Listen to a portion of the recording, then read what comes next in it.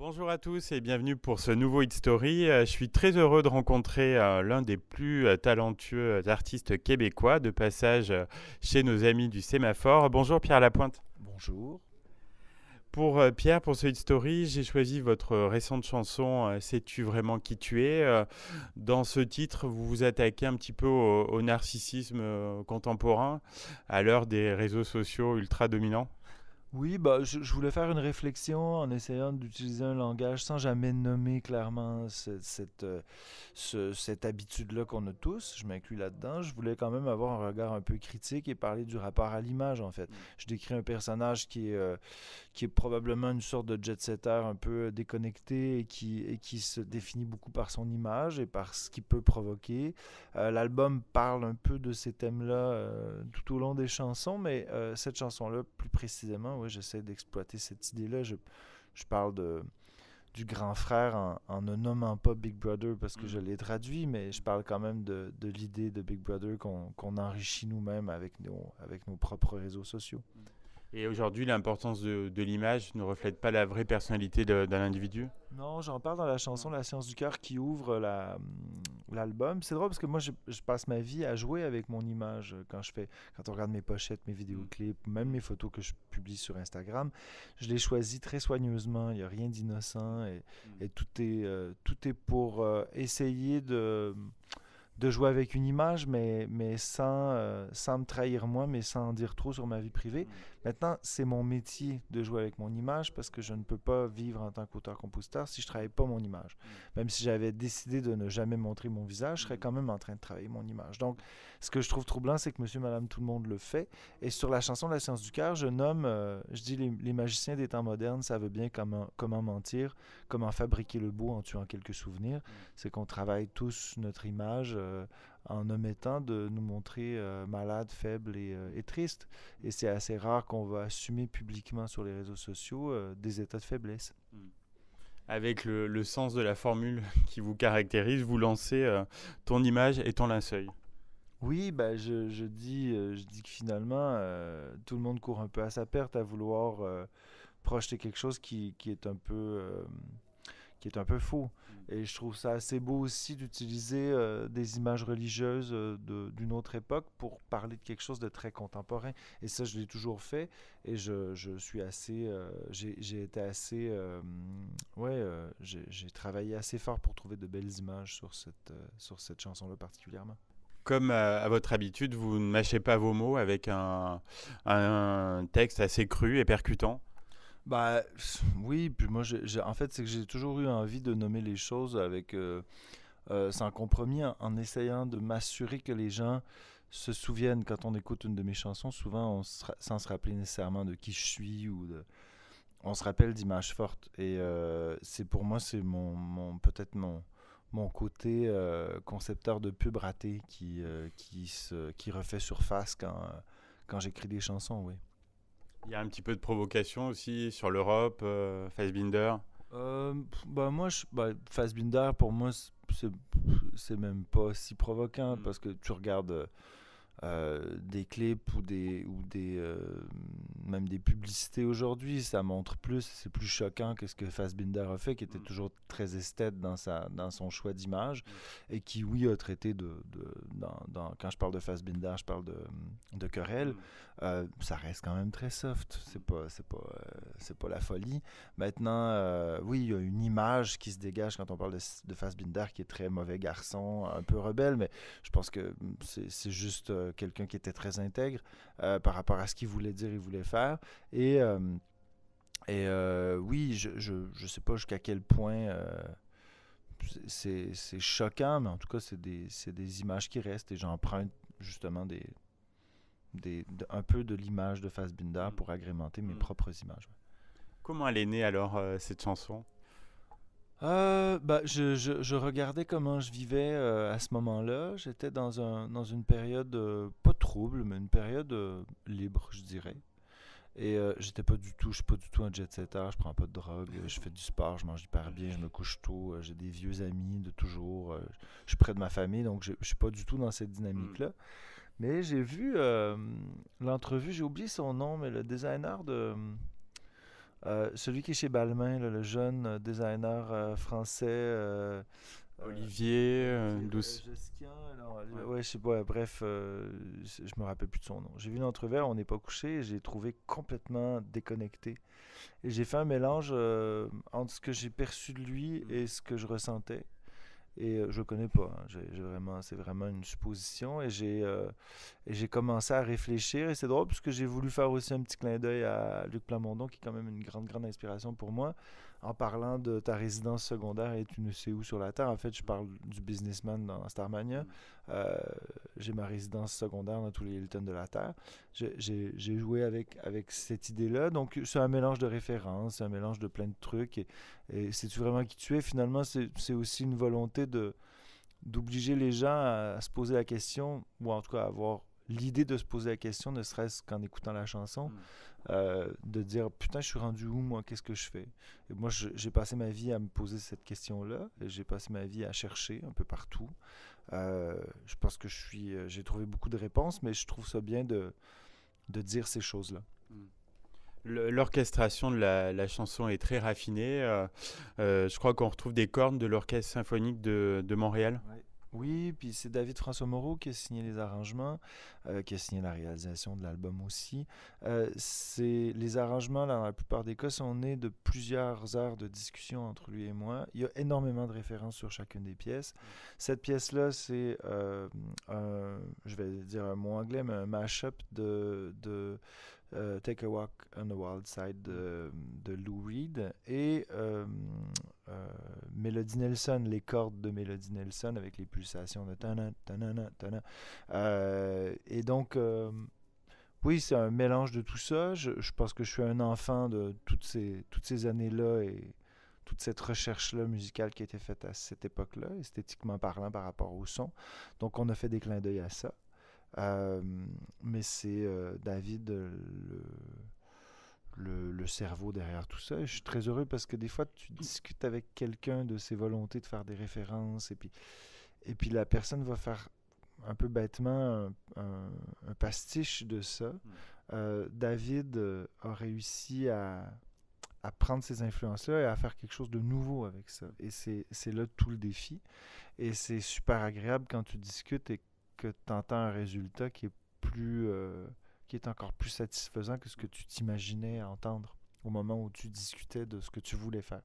Donc avec David, ça a été 98% du temps cette sensation-là de OK, ça y est, on a ce qu'il faut pour se surpasser nous-mêmes. Est-ce que c'est vous qui avez eu l'idée du clip très esthétique, avec un univers bien affirmé? Ouais, ben en fait, je l'ai co-réalisé avec le directeur artistique chez Audiogramme, Philippe Craig. Et c'est sûr que c'est un travail de collaboration. Il y a un animateur qui a travaillé, qui est très talentueux, qui a fait toute l'animation et qui était là pendant le tournage pour s'assurer que durant les prises de vue, on était dans des bons repères pour pouvoir après ça travailler avec des images de synthèse.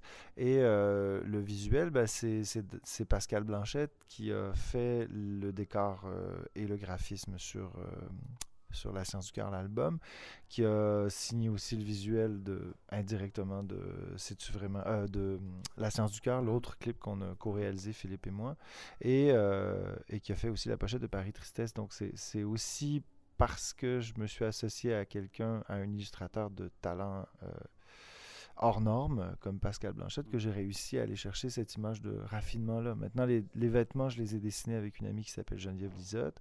On les a fait réaliser par un couturier à Montréal. Donc, tous les détails ont été très, très pensés. Et moi, j'agis toujours comme un directeur artistique qui fait le lien entre chacun des départements de création. Et c'est ce qui me plaît le plus parce que c'est pas mon objet, c'est notre objet à chacun des créateurs qui a collaboré à ce projet-là. Et alors avoir sous-titré les images comme dans un karaoké, ça permet de donner encore plus de poids aux paroles? Ça donne plus de poids, oui. Aujourd'hui, c'est brillant de sous-titrer parce que des fois, les images apparaissent mouvantes, mais il n'y a pas le son nécessairement. Donc, déjà, ça donne un peu le ton. Le but aussi, c'est de faire référence au monde du cinéma.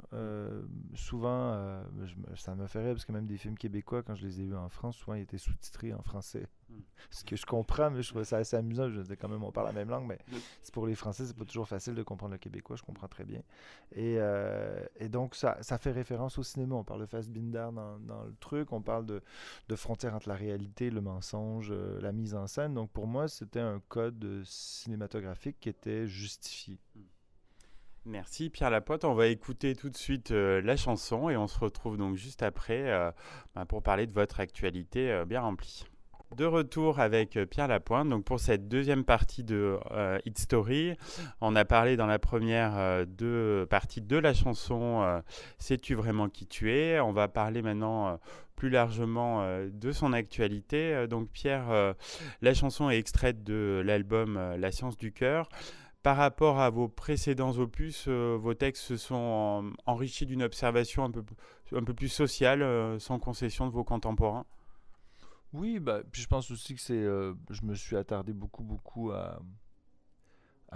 aux sentiments universels, souvent rattachés à l'amour, qu'importe sa forme. Sur ce disque-là, j'avais envie de décrire une certaine forme d'actualité. Maintenant, je voulais pas le faire en décrivant bêtement ce que je vivais ou en faisant des narrations qui récitaient le quotidien.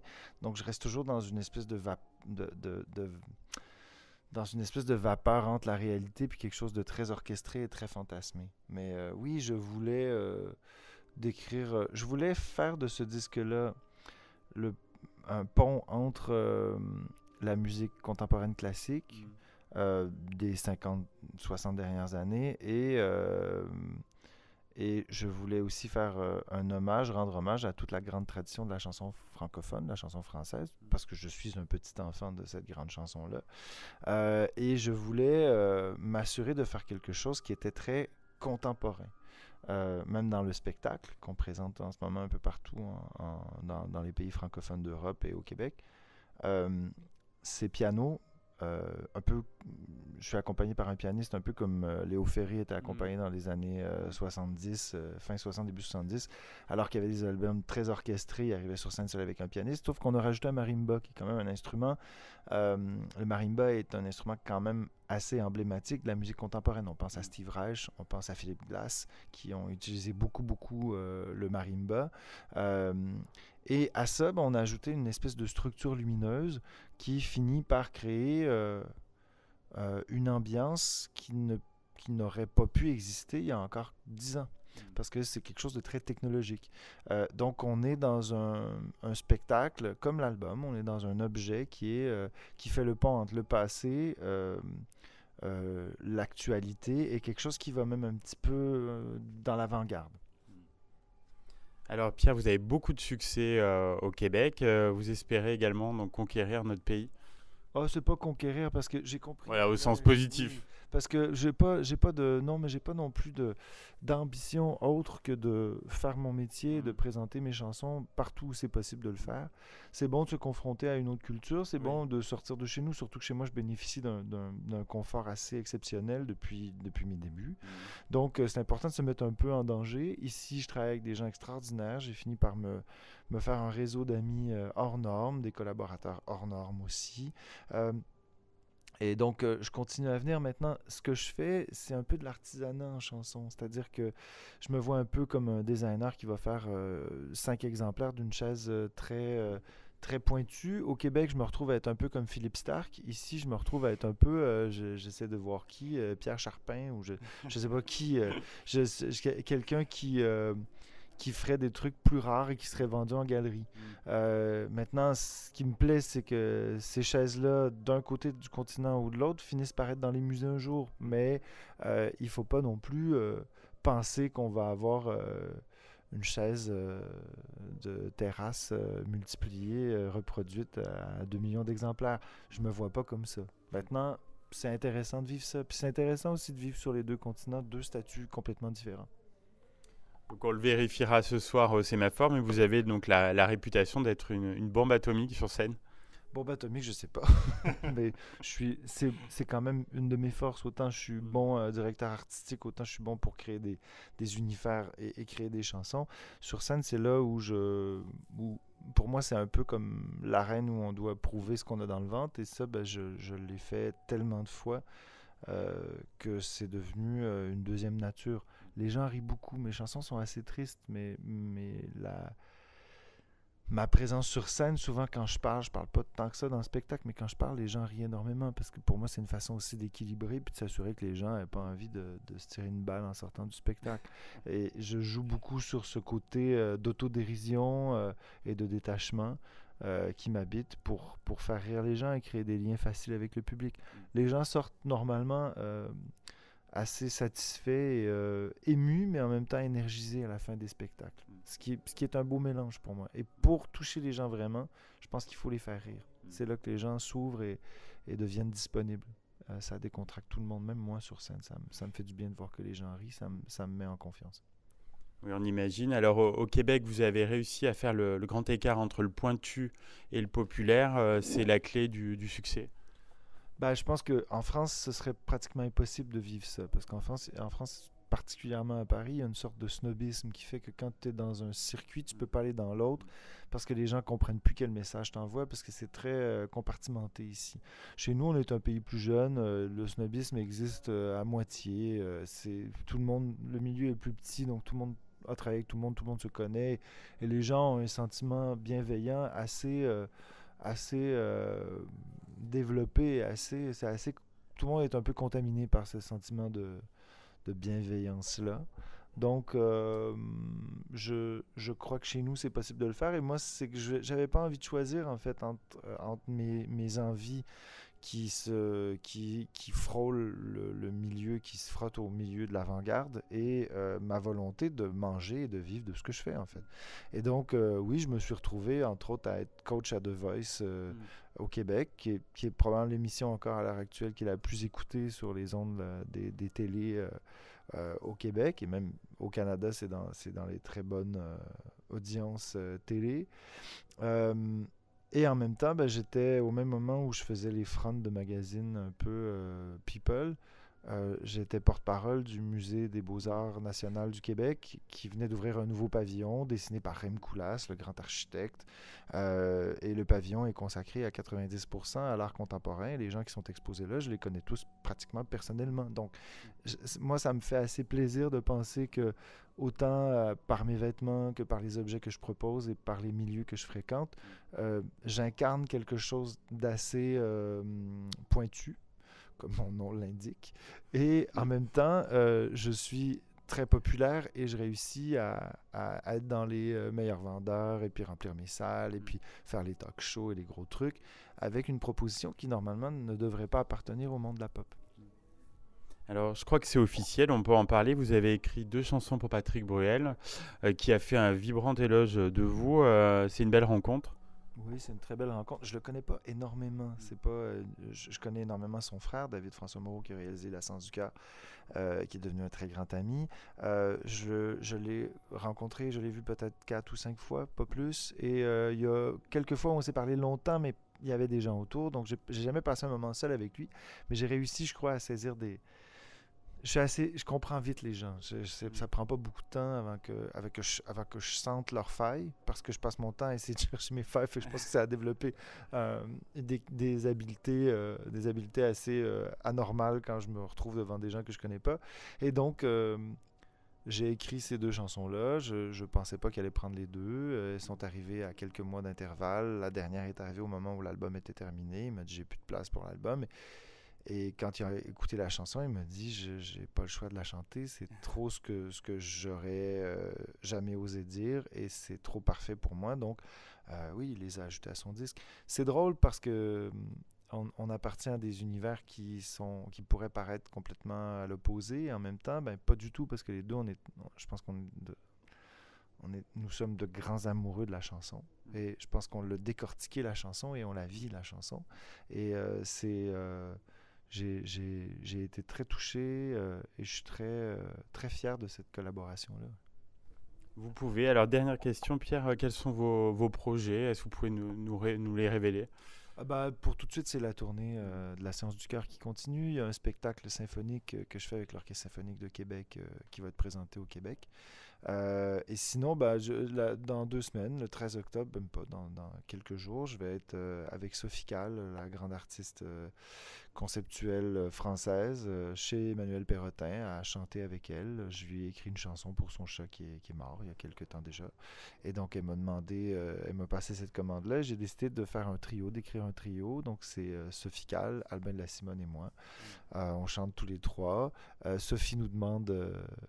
En fait, moi, je joue la vie, Albin de la Simone joue la mort et elle nous demande à tour de rôle pourquoi on lui a volé son chat.